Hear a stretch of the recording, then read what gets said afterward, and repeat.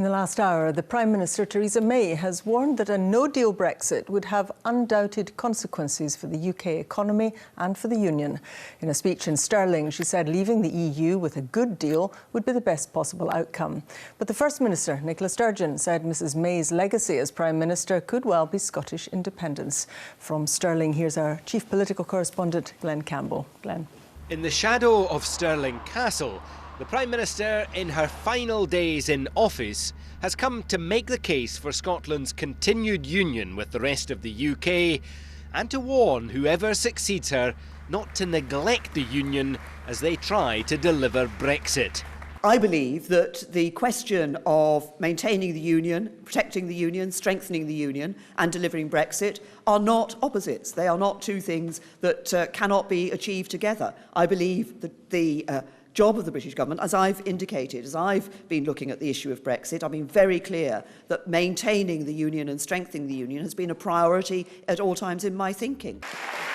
In recent days, Mrs May's predecessor, Gordon Brown, has warned that the union is in greater danger now than it was during the 2014 independence referendum because of the potential for a no-deal Brexit. A damaging no-deal Brexit. The Chancellor, Philip Hammond, gave a similar warning after a poll suggested most Tory voters would still want Brexit even if Scotland left the union. And his cabinet colleague David Liddington added his voice today. The union is under probably greater strain than I've ever seen in my lifetime. You've got an openly separatist government in office in Scotland. The First Minister is against Brexit, especially a no deal. But she thinks UK politicians are doing too little, too late to prevent Scottish independence. As Prime Minister, she has taken an approach that has been high-handed, arrogant and completely dismissive of Scotland. She's acted as if the views of the majority in Scotland over Brexit simply don't matter, and she's shown zero respect for the Scottish Parliament. And all of that, I think, has made many people in Scotland consider afresh the issue of independence. Stronger.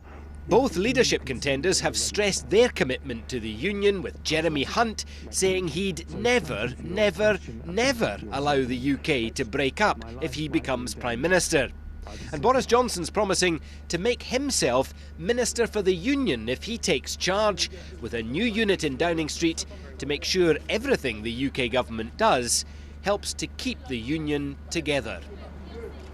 Now, both Boris Johnson and Jeremy Hunt will be in Scotland with their leadership campaigns tomorrow. What neither of them have done so far is to rule out a no-deal exit from the EU. And whilst Theresa May didn't say directly, explicitly tonight that they shouldn't go there, she clearly thinks that would be a bad idea, warning darkly of consequences for both the economy and for the union. She also had harsh words for the SNP, saying that they are separatists who cannot be trusted to negotiate in good faith. She said supporters of the union had to be more creative in making the case for it and to make that an emotional case. But ultimately, she said the UK would only continue if it enjoys the support of the people, including the people of Scotland. Glenn Campbell, thank you very much. Good evening. In the next half hour, the two men competing to replace Theresa May as Conservative Party leader and Prime Minister will take questions from Scottish Tory members at a hustings event in Perth. Campaigning in Scotland today, they've both promised to maintain the current system for funding Scottish public services like the NHS and schools, and both have stressed their determination to deliver Brexit, come what may.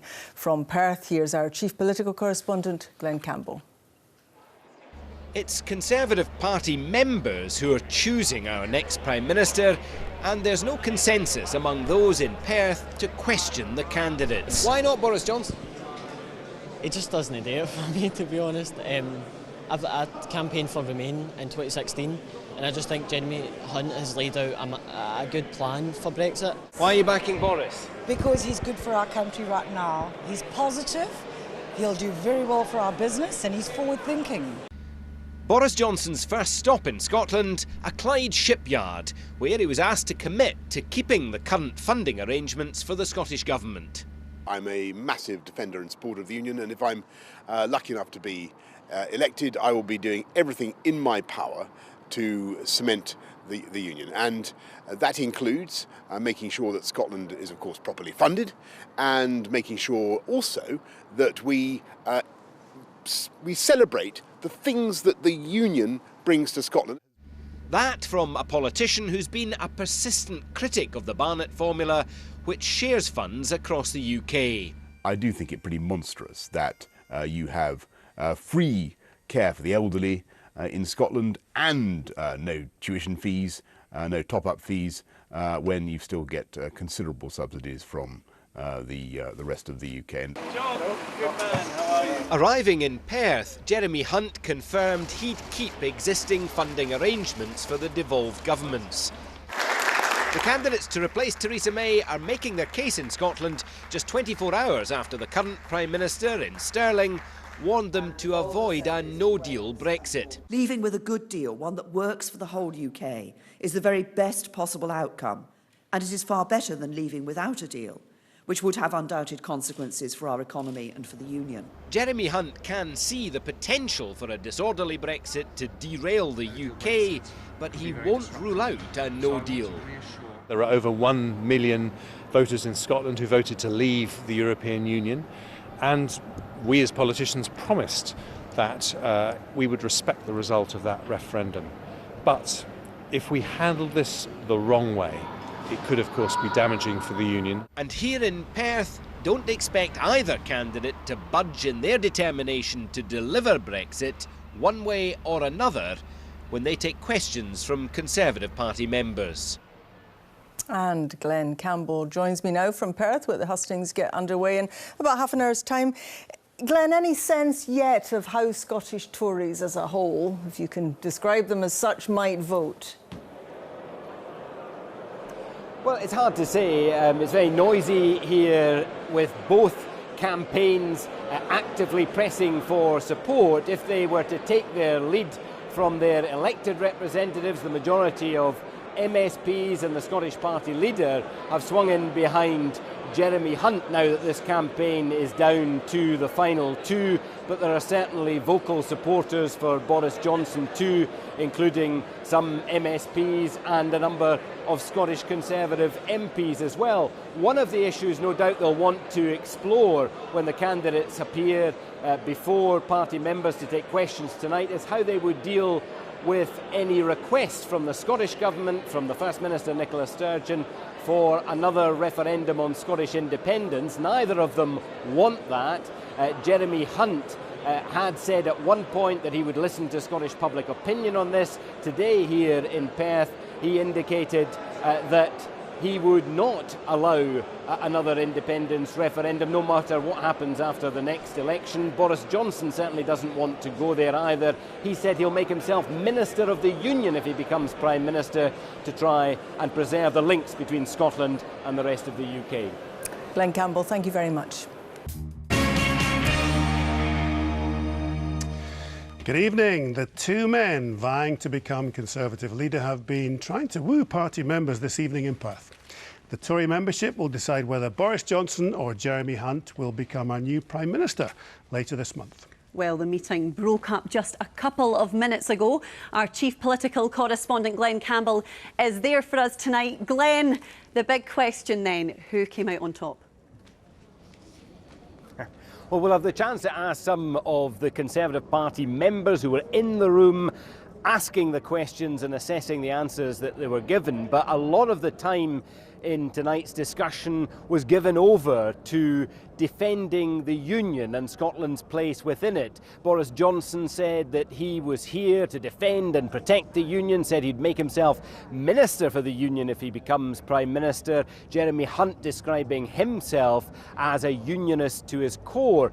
Both also said that they would maintain the funding arrangements that decide how much money comes from the UK Treasury to the devolved administration administrations, including the government in Scotland. That particularly surprising from Boris Johnson because he has been a persistent critic and suggested that these arrangements amount to a subsidy by English taxpayers of Scotland. He's changed his tune ahead of this hustings tonight, and as I say, defence of the Union core to the arguments of both the candidates.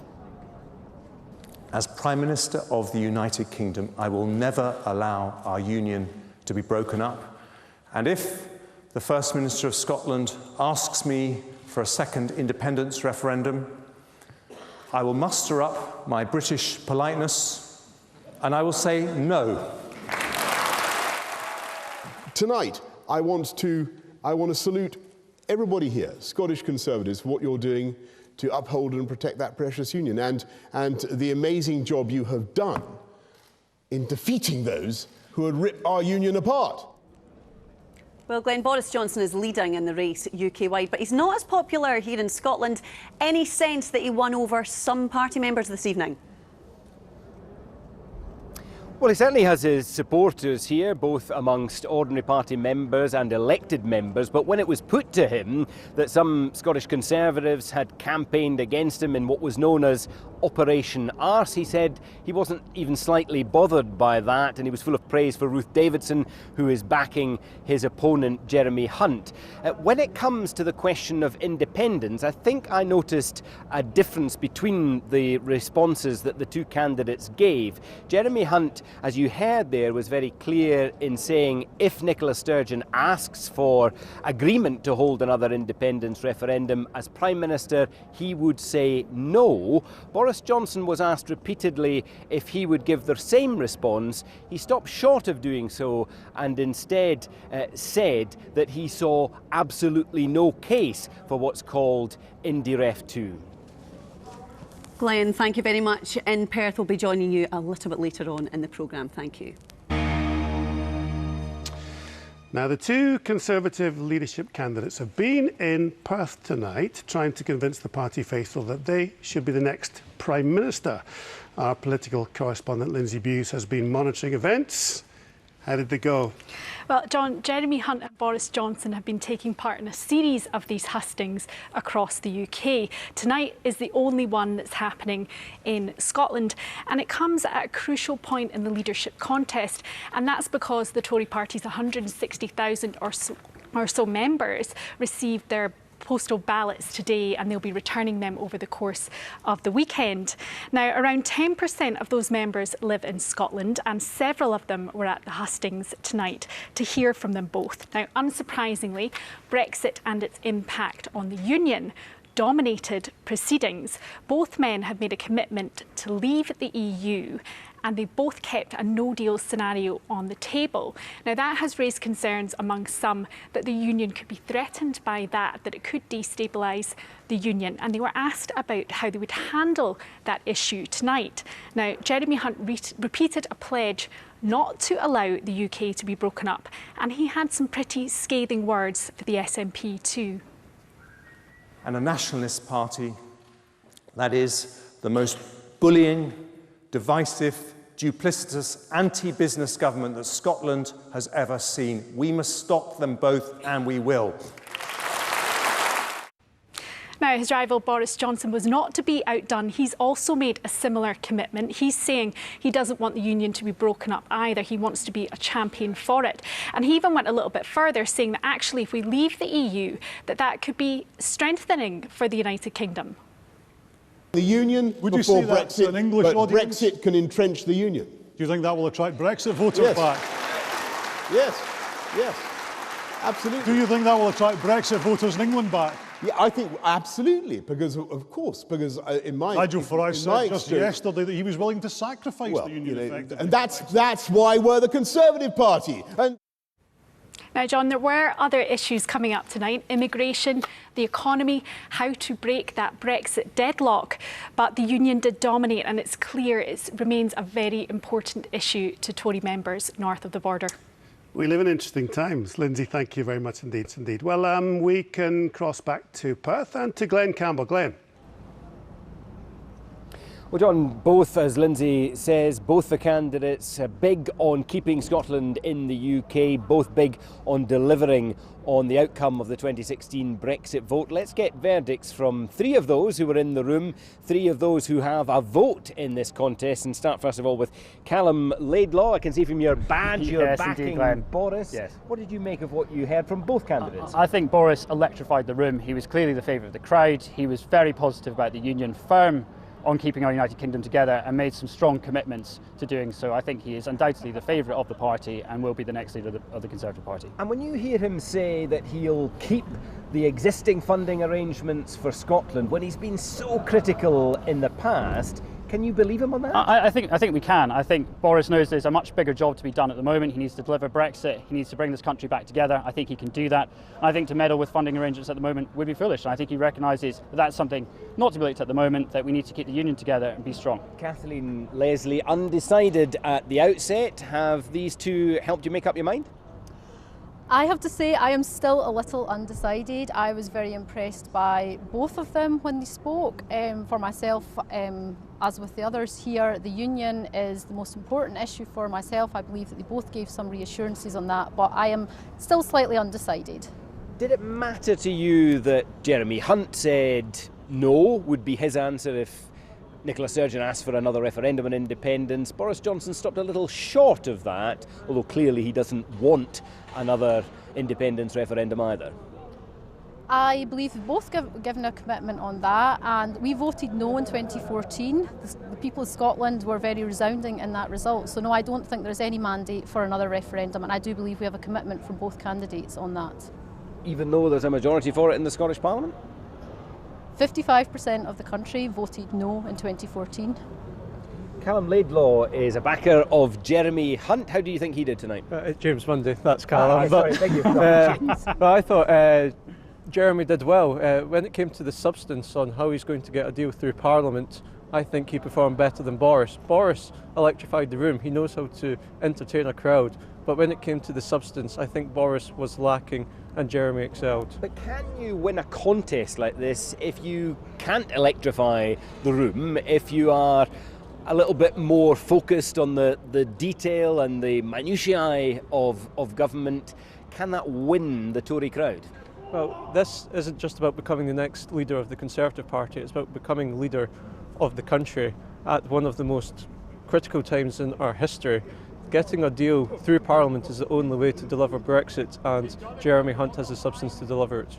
One of those in the audience asked very sceptically whether Brexit could really be delivered within a few months. Do you think it can? Do you think either of these men can get a new deal? Well, I voted for Brexit, and I don't think we can leave by the 31st of October. If we could have left on a WTO basis, we would have been out already. The only way to get Brexit done is to get a deal through Parliament, and Hunt's the man to do that. Okay, well, we'll see.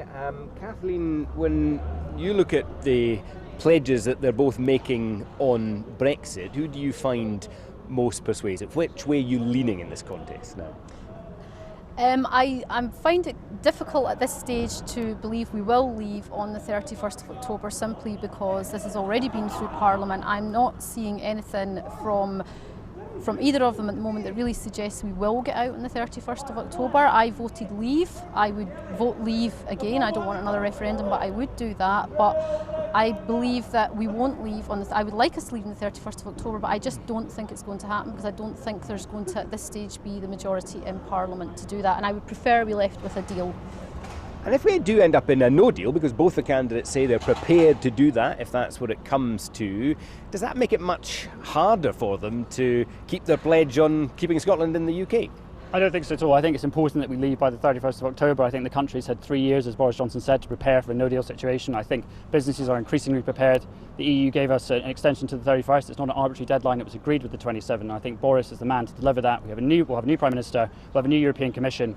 Things can change. You don't think no deal would make any difference to whether or not Scotland becomes an independent country, whether or not Ireland is another vote on its future? I don't. I think that the focus in Scotland, people are very, very clear. The referendum on independence was a once in a generation. People want to move on from Brexit. They want it to be delivered. Boris Johnson is the only man that can deliver it within that timescale. I think he's the right man for the job. OK, thank you very much. No doubt about how you're voting, Callum. Thank you, to Kathleen and to James. From all of you, thank you very much indeed. And the contest, of course, has a few weeks left to go. Voting, though, has already started. The ballot papers have gone out and some have already cast their votes. The Scottish Conservative leader said she was backing Jeremy Hunt. He does, though, have plenty of supporters here in Perth tonight, and we'll see which one ends up the winner. OK, and thank you to you, Glenn, in Perth. Glenn Campbell.